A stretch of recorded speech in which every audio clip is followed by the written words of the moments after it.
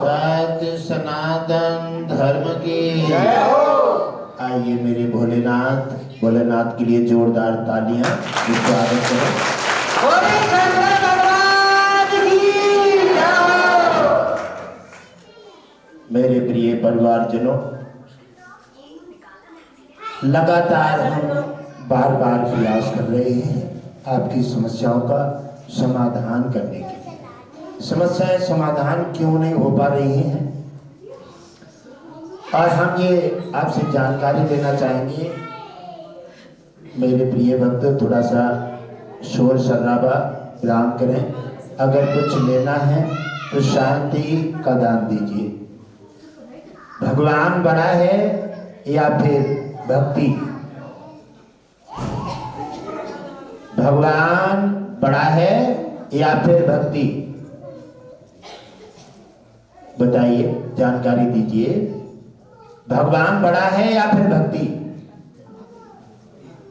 अच्छा, भक्ति के लिए हाथ उठाएं। कितने लोग हाथ उठा रहे हैं कि भक्ति बड़ी है? ठीक है। अच्छा, ये भगवान बड़ा मान रहे हैं कि भगवान बड़ा है? मतलब आप हमारी बात को सही निर्णय नहीं ले पाते हैं, ना जान पाते हैं, ना समझ पाते हैं। बात यह है कि जब किसी के सामने वाले की बात, जहाँ जा रहे हो, मंदिर में जाओ या तीर्थ में जाओ या सत्संग में जाओ या भागवत में जाओ, कहीं जाओ, तो अपनी बातों को विराम कर दो। दूसरे की इस बातें समझने की कोशिश करो, अर्थ निकालो, और समझोगे तब तुम्हें कुछ पल्ले पड़ेगा। बात यह है, अगर भगवान बड़ा होता तो फिर ऐसी ऐसी गंभीर समस्याओं को भक्त कैसे कल्याण कर लेते। भगवान बड़ा नहीं है प्यारी, भक्ति बड़ी है। भक्ति ने सार्थक कर दिया है। अगर भक्त नहीं होते तो भगवान को कौन मानेगा। देखिए, एक नगर में चले जा रहे थे, रास्ते में निकले, जिनके संतान नहीं थी, और संतान नहीं थे, वो दुखिया अबला नारी बड़ी परेशान थी। एक संत जी नगर में प्रवेश कर जाते हैं और उन्होंने आकर के कहा, बच्ची भिक्षान दे। जब उन्होंने आकर के देखा, जब भिक्षा के लिए, तो वो आकर के अंदर से आती है, आंखों में आंसू भरे हुए हैं, और निकलती आती हैं अपनी भिक्षा लेकर के देने को। जब उन्होंने अपना पात्र उनके सामने समेट दिया और उनकी आंखों में जब आंसू देखा, तो संत वही भिक्षा लेने को रुक गया।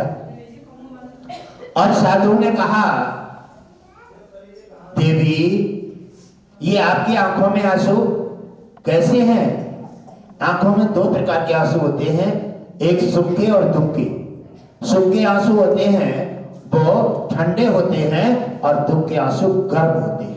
जब आप क्रोध में रो रहे होंगे तो आंसू गर्म निकलेंगे, और आप भक्ति में आंसू निकल रहे होंगे तो ठंडे निकलेंगे। ये दोनों का माध्यम शरीर से बदल जाता है। जाकर के जब देखा तो कहने लगे, देवी, ये आपकी आंखों में आंसू ये क्रोध के हैं।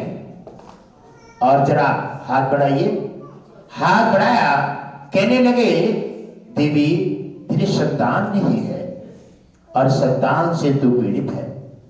समाज में हर व्यक्ति तुझे निर्वंशी कह के पुकारता है। हर व्यक्ति तुझे अलग अलग दृष्टि से देखता है। घर वाले भी नफरत करते हैं, और इन नफरतों से दिक्कतें बढ़ रही हैं। इसलिए तेरा दिल दुख रहा है। चिंता मत कर बेटी। अच्छा, क्या लाई है भिक्षा में?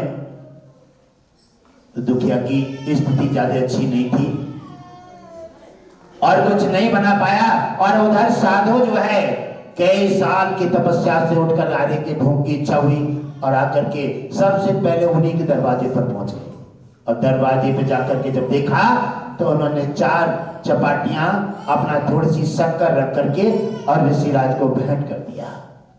ऋषिराज ने जैसे 4 चपाटियों को देखा और कहने लगे, हे माता, तू संतान के लिए दुखी है, 4 रोटे जा, मैं तुझे वरदान देता हूं, 4 पुत्र प्राप्त हो जाए।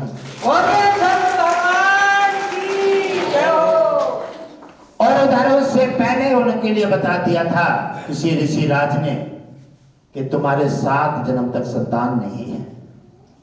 उन्होंने चिंता व्यर्थ की छोड़ दी।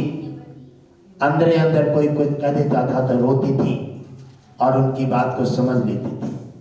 और उन्होंने कहा कि ऋषिराज ने वेदों में कह दिया कि 7 जन्म संतान नहीं तो दे कौन सकता है। ये मैं आपको जानकारी देना चाहूंगा कि भगवान बड़ा है कि भक्ति बड़ी है। हमेशा भक्तों ने भगवान को नाना भांत नचाया है, अपना पुत्र बनाया और नाना प्रकार से नचा करके उन्हें ऐसी ऐसी जगह पर बुलाया है जो असंभव भी संभव कर दिखाया है। अब जाकर के उन्होंने वरदान तो दे दिया और वो सोच रहे हैं कि उन्होंने हमें बताया है, उधर उनके दिमाग में वो भी बात लड़ रही है कि 7 जन्म तक हमारे संतान नहीं है और वेदों में लिखा हुआ है तो ये कैसे दे देंगे। दोनों बातें उनके अंदर टकरा रही हैं। कभी ये सोच लेते हैं कि ऋषिराज के मोर बचन पर सकता फेंका, भक्त वचन पत्थर के लिखा। यानी कहा कि सबका वचन फीका हो जाए और भक्तों का वचन पत्थर के लीक हो जाता है। इससे मन समझा लेती हैं। फिर कहती हैं कि वेदों में लिखा हुआ संतान कैसे हो जाएगी, 7 जन्म संतान नहीं है। बार बार उनके दिमाग में बातें दोनों टकरा रही हैं और दोनों नावों पर पैर रखने वाला निश्चित डूब जाता है, निश्चित डूब। ऐसा ही सबके में मतभेद चलता रहता है, मतभेद चलता है। अगर भक्त बन जाओ, गुरुदेव की बातों के बताने में अगर शंकर जी के समर्पित हो जाओ, अगर किसी छोटे देवता के समर्पित हो जाओ, ये मैं गारंटी देता हूं कि तुम्हें समस्या छू भी नहीं सकते और तुम्हारा हमेशा कल्याण होगा। आपके मन में ऊंच नीच की बातें ये दोनों झगड़ा करती रहती हैं, इसलिए न तो आप कामयाबी ले पाते हैं, आपका कीमती धरोहर जीवन व्यर्थ चला जाता है। बार बार साधु संत आपको अपना मार्ग दे करके, जैसे माता संतान को कहती है बेटा गलत जगह मत बैठो, तुम शराबी हो जाओगे, तुम जोहारी हो जाओगे, लेकिन माता की पिता की बात उन संतानों को बुरी लगती है। ऐसे ही गुरुदेव और साधु संत डांटते हैं तो साधु संतों की बात बुरी लगती है और बहुत तेरे आना जाना छोड़ देते हैं। कहाँ जाओगे, ना आओगे साधु के, आज नहीं आओगे कल आओगे, अरे जाओगे कहाँ, साधु के बिना कोई दूसरा साधन है ही नहीं। साधु भगवान की जय। आज हमारे महापुरुष कैलाश से 10 संत पधारे हैं, उनके लिए जोरदार तालियों से स्वागत करो। आइए मेरे ऋषिराज विराजमान। संत भगवान की जय।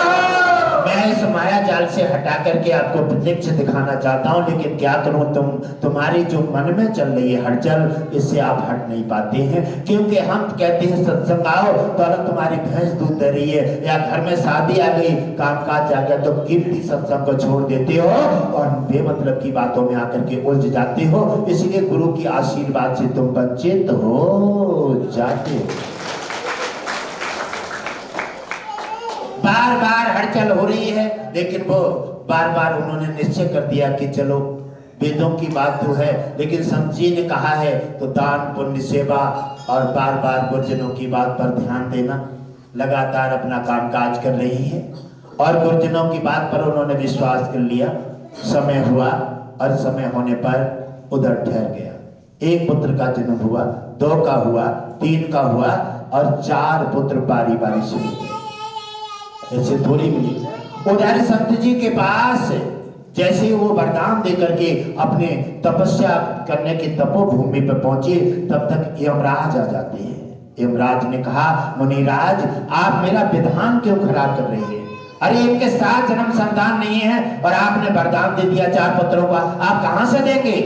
आप मेरी परंपरा बिगाड़ना चाहते हैं। ये मुनिराज आप अपना वचन वापस कर लीजिए। कहने लगे, यमराज आप होश में तो हैं? ऋषिराज ने कहा, यमराज आप होश में तो हैं? अरे जो मैंने वचन दे दिया है वो निश्चित पूरा होगा। कहने लगे मैं उधर ठहरने नहीं दूंगा। तो कहने लगे, ऋषिराज ने कहा, यमराज आप होश में आ जाओ। और यह संत तो वो अग्नि है जो जहां पर प्रकट होती है तो संसार को जलाकर राख बना देती है, दुष्टों के ढेर लगा दिए। और तेरे अंदर औकात क्या है जो तू मेरे वचन को रोक ले। और 4 पुत्रों का जन्म दिया है, चारों ही निश्चित प्राप्त हो जाए। बोलिए संत भगवान की जय हो। बारे बारे से जब पहला उधर ठहरा तो यमराज ने पूरा प्रयास किया उधर को नष्ट करने का, लेकिन मुनिराज की कृपा थी, वहां उधर का वो कुछ नहीं बिगाड़ सके। 4 पुत्र बारी बारी से जब जन्म ले लेते हैं और 4 पुत्र वो पढ़ने जा रहे हैं, पढ़ने लिखने लायक हो जाते हैं। अब देवी के लिए जब 4 पुत्र मिल गए, संतान नहीं थी, और जब संतान नहीं थी, 4 पुत्र जब मिल जाते हैं तो उन्हें अहंकार का वृक्ष उत्पन्न होने लगा। हमें एक भक्ति करते हैं, सेवा करते हैं, साधु संतों से कुछ पा लेते हैं, जब हमारे अंदर अहंकार का वृक्ष उत्पन्न होता है तो हमारी सारी चीजें बैठ करके बर्बाद कर देता है। अहंकार वो अग्नि है जिससे कोई भी कुछ नहीं कर सकता। और जब अहंकार उत्पन्न हो जाता है तो उन्होंने आकर के फिर मुनिराज ने आकर के उन्हें संतुष्ट किया, देवी इन पुत्रों में तुम्हारा कुछ नहीं है, ये मेरा आशीर्वाद है। यमराज से टकरा करके और ये 4 पुत्र मैंने वेदों से ऊपर तुम्हें दिए हैं, इसलिए इन्हें अपना प्रसाद समझिए, इन्हें आशीर्वाद समझिए, इन्हें अपना मन समझिए। इसलिए संसार पे पूरे विश्व में तुम जो अहंकार करते हो और जो सत्संग छोड़ देते हो और काम काज के पीछे, ये व्यर्थ है। इसीलिए अपना कोई भी अपनी कामयाबी नहीं ले पाता, इसलिए सारे के सारे काम अधूरे रह जाते।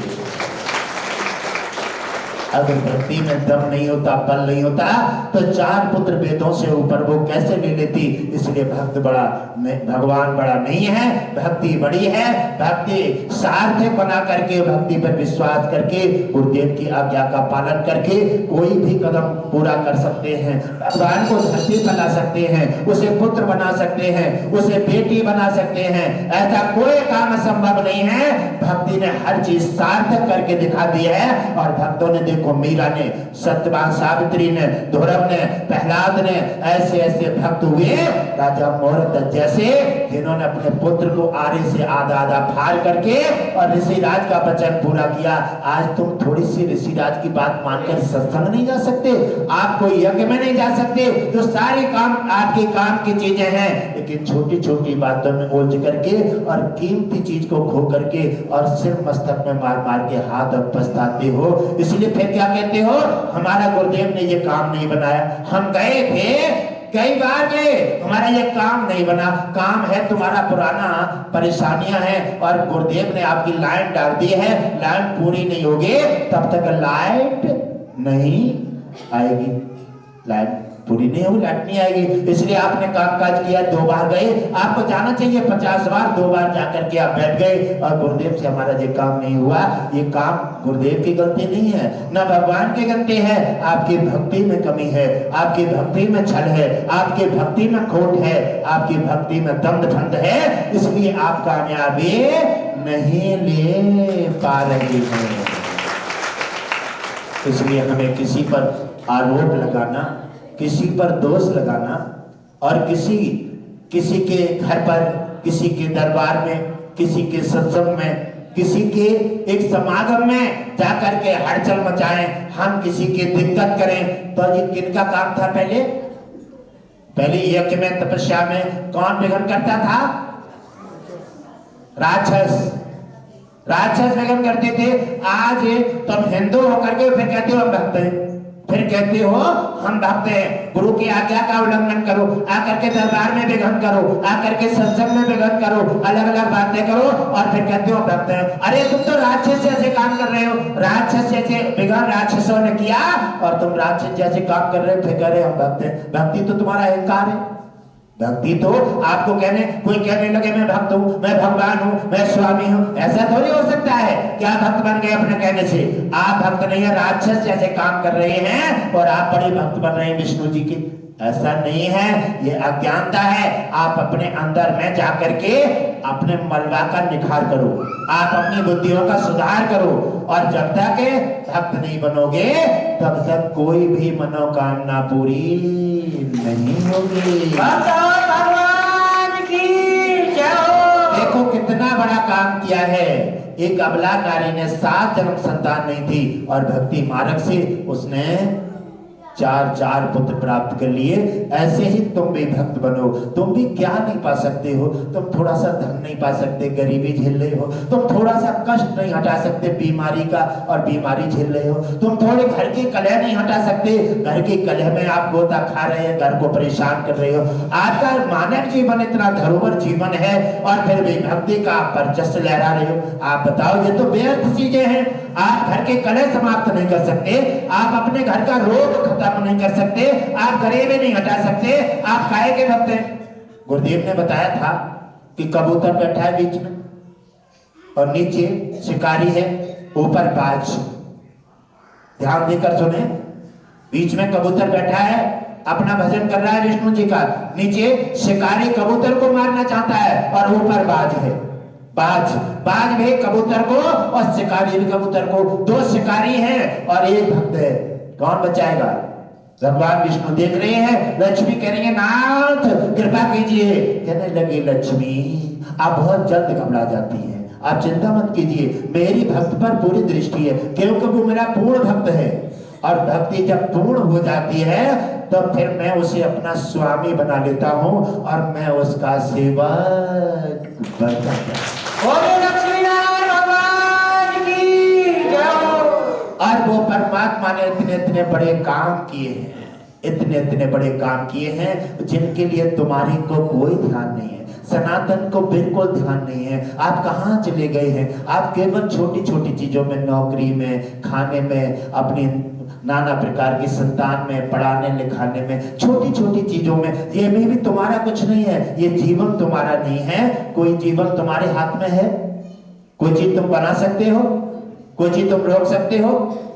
और कोई विवाह है, जितने भी संस्कार है, कोई तुम्हारे हाथ में नहीं है। केवल तुम क्या हो? तुम सहयोगी हो। केवल तुम्हारे हाथ से कराता है वो, केवल तुम्हें श्रेय दे देता है वो।